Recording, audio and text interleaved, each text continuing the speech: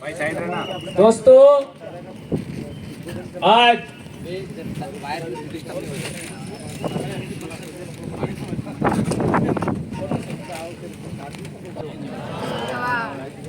आज प्रतापगढ़ की धरती, बाबरिया भील की धरती पर मेरे समाज की बहन बेटियां, भाई, काका बाबा, आप सबको आज के दिन पर इतना बड़ा महारैली करने के लिए सबसे पहले आप सबका धन्यवाद देना चाहेंगे। हम लोगों ने एक लंबी जन जागरण में लगातार चिंतन शिविर करने के बाद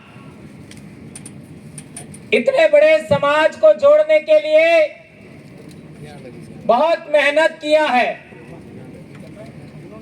और वो मेहनत फलीभूत करने वाले आप लोग हैं। तो सबसे पहले आप अपने लिए एक बार ताली बजा करके अभिनंदन करिए। दोस्तों, देश आजाद हुआ और हमारे पहले जितने लोगों ने सामाजिक जागरण का काम किया, चाहे वो कोई भी हो, उन सबको आज के दिन हम लोग याद करना चाहेंगे।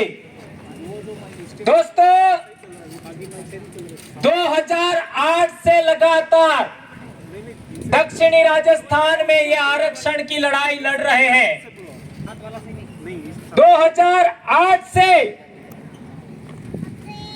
और ये सरकारें हर बार आदिवासियों को लॉलीपॉप देती हैं। हम लोग ये करेंगे, हम लोग वो करेंगे, लेकिन उन लोगों ने आज तक हमारी आरक्षण से संबंधित एक भी समस्या का समाधान नहीं किया। उल्टा जो लोग 30% मांग रहे थे, 27% मांग रहे थे, उनको कितना दे दिया? 50%। और वो भी इन लोगों ने हस्ताक्षर करके दिया और विज्ञापन भी निकाले, उनमें लिखा 30 मांगा और 50 दिया। ये चीजें क्यों हुई, ये बात हम लोगों को समझना जानना जरूरी है।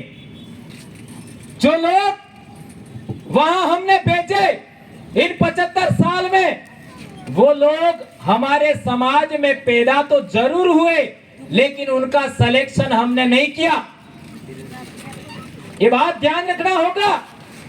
उनका सिलेक्शन हमने नहीं किया, हमारे समाज ने नहीं किया। उनका सिलेक्शन उन लोगों ने किया जो हमको अधिकार वंचित बनाए हुए हैं, हमारे साथ गैर बराबरी करता है, हमारे अधिकार छीनने का प्रयास करता है, हमारे जल जंगल जमीन छीनने का प्रयास करता है। वो लोग हमारे जनप्रतिनिधियों का चुनाव करते हैं। पूरे देश भर में हम जहां पर भी जाते हैं, हम ये बात जरूर रखते हैं कि ये जाजम है, इस जाजम में सिलेक्टेड हो करके हमारा जनप्रतिनिधि आपका जयपुर, भोपाल, गांधीनगर और दिल्ली जाना चाहिए, हम ऐसा कहते हैं। तो क्या ऐसा होना चाहिए या नहीं होना चाहिए? होना चाहिए। कौन कौन आपका इस बात का कौन कौन समर्थन करते हैं? हाथ ऊंचा करिए।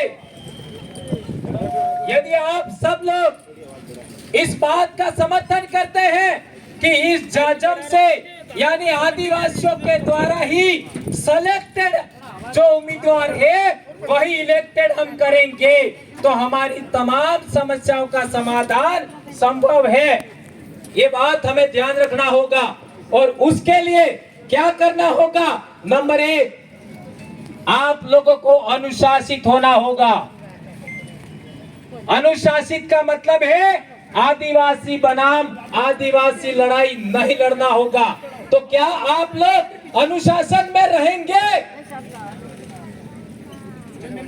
आज के बाद, इस रैली में आने के बाद और इस सम्मेलन के बाद, हमको सुनने के बाद कोई भी आदिवासी का बेटा बेटी सोशल मीडिया पर एक दूसरे के विरोध में नहीं लिखेगा। ये शपथ लीजिए मेरे भाइयों, एक दूसरे के विरोध में हम नहीं लिखेंगे।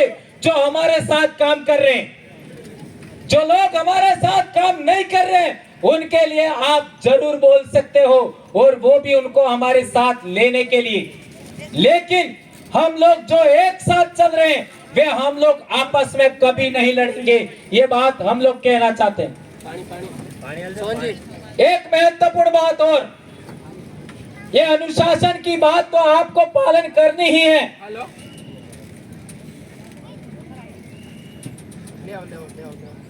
दूसरी महत्वपूर्ण बात, हमारा सामाजिक विंग भिल प्रदेश मुक्ति मोर्चा, भिल प्रदेश युवा मोर्चा, भिल प्रदेश विद्यार्थी मोर्चा, भिल प्रदेश महिला मोर्चा, गमेती मुखी संघ, आपका सरपंच संघ, इसके बाद में और जो विंग्स हैं, उन तमाम विंग्स के लोगों को समाज को जोड़ने के लिए दिन रात काम करना चाहिए।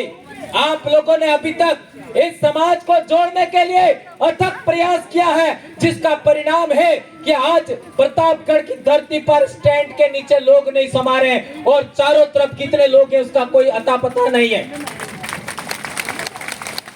दोस्तों, आने वाली 15 जुलाई को पिछले साल हम लोग मानगढ़ गए थे, उसी तरह इस साल भी हम लोग मानगढ़ जाएंगे। उसकी तैयारी आज से शुरू करिए। ये उलगुलाट चलेगा, उसको कोई माई का लाल रोक नहीं सकता। लेकिन हम लोगों को यहाँ पर जो बात बताई गई अनुशासन, उसका हमें पालन करना है। आज देख लीजिए, इस कार्यक्रम के अंदर राजस्थान के 7 से 8 जिले के लोग हैं, मध्य प्रदेश के 4 जिले के लोग हैं। आज सोच सकते हो, आज आपके साथ भिल प्रदेश का कारवा किस तरीके से आगे बढ़ रहा है। ये बात आप लोग जानते हैं, समझते हैं। इस बात को हमें ख्याल रखना होगा। दोस्तों, खामी हम लोग कह सकते हैं वो है महिला वक्ताओं की कमी, और वह महिला वक्ताओं की कमी हमारे बबीता जी और माया जी के नेतृत्व में हमें महिला विंग को और ज्यादा मजबूत करना है। यह आज से प्रण लेके चाहिए। जो बेटियां यहाँ आई हैं, जो बहुएं यहाँ आई हैं, जो बहनें आई हैं, आप लोगों को इन दोनों बहनों के समान बोलना सीखना होगा। ये बात मैं कहना चाहता हूँ। आप अपनी बेटियों को, अपनी बहनों को, अपनी पत्नियों को इसी तरीके से बोलना सिखाएंगे। ये प्रण लेके यहाँ से जाना होगा। ये बात मैं कहना चाहता हूँ।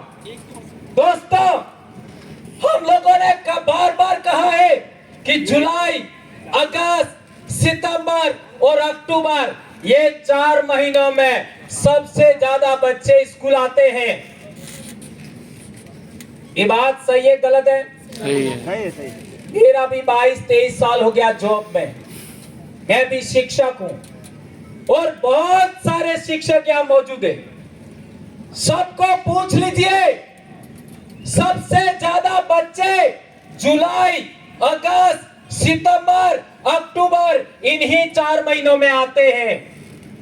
और सभी जीव जंतुओं को, चाहे फूदू के बजाड़ा, तितली, हर एक जीव को सबसे अच्छा भोजन कब मिलता है? इन्हीं 4 महीनों में मिलता है।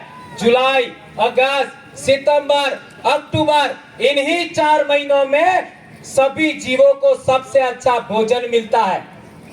और सबसे ज्यादा हमारे समाज को भूखे रखने वाले महीने कौन से हैं? व्रत के नाम पर, उपवास के नाम पर, उपवास, पाखंड, इनके नाम पर आज ये व्रत, कल वो व्रत, कल ये त्योहार, परसों वो त्योहार के नाम पर हमारे बहन बेटियों को भूखा रखने का समय कौन सा है? यही समय, जुलाई, अगस्त, सितंबर और अक्टूबर। और जिस दिन स्कूल खुलती है, सोमवार का दिन होता है, उस दिन बच्चे स्कूल ना आ करके कहाँ जाते हैं? कहाँ जाते हैं? सोमवार को। आप सब जानते हो। तो मंदिर के अंदर शिक्षा मिलती है कि स्कूल के अंदर शिक्षा मिलती है? स्कूल के अंदर।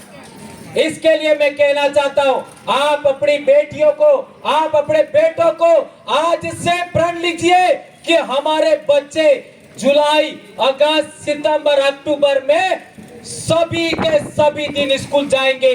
क्या इस बात को आप लोग मानेंगे मेरी? मानेंगे। हाथ ऊंचा करिए। और एक भी दिन व्रत नहीं करना हमारे बच्चों को। 12वीं क्लास तक के बच्चे को एक भी बच्चा व्रत नहीं करेगा। जो बच्चे पढ़ रहे हैं इस बात का पालन करेंगे।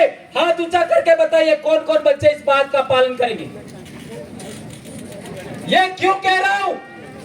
ये इसलिए कह रहा हूं मैं, आज किसी भी हॉस्पिटल में आप जाइए, उस हॉस्पिटल में आप जाके देखेंगे तो बच्चा प्रथम डिलीवरी के टाइम में महिलाओं का 4 ग्राम खून होता है, 5 ग्राम खून होता है। सभी महिलाओं को खून चढ़ाना पड़ता है। पहले ऐसा नहीं था। और ये सभी के सभी बीमारियां हमारे समाज में आई है, उसका एकमात्र कारण है व्रत उपवास। इसलिए आप लोगों से मेरा विशेष करके अनुरोध है कि ये जो बातें आप लोगों को बताई जा रही है शिक्षा के लिए, ये जितना व्रत उपवास का विरोध है, त्योहारों का विरोध है, वो शिक्षा और स्वास्थ्य के लिए है। ये बात हमें जाननी समझनी होगी। और दूसरी बात, यदि हम लोग इस देश में पुनः राजा बनना चाहते हैं, हमारे पूर्वजों के अधूरे सपने पूरा करना चाहते हैं, हमारी नई पीढ़ी के बच्चों को रोजगार मिले, नौकरियां मिले, आरक्षण मिले, उसके लिए हम लोग काम करना चाहते हैं, तो हमें अनुशासित होना होगा। अनुशासन में रह करके अपने वरिष्ठ साथियों के साथ चलना होगा।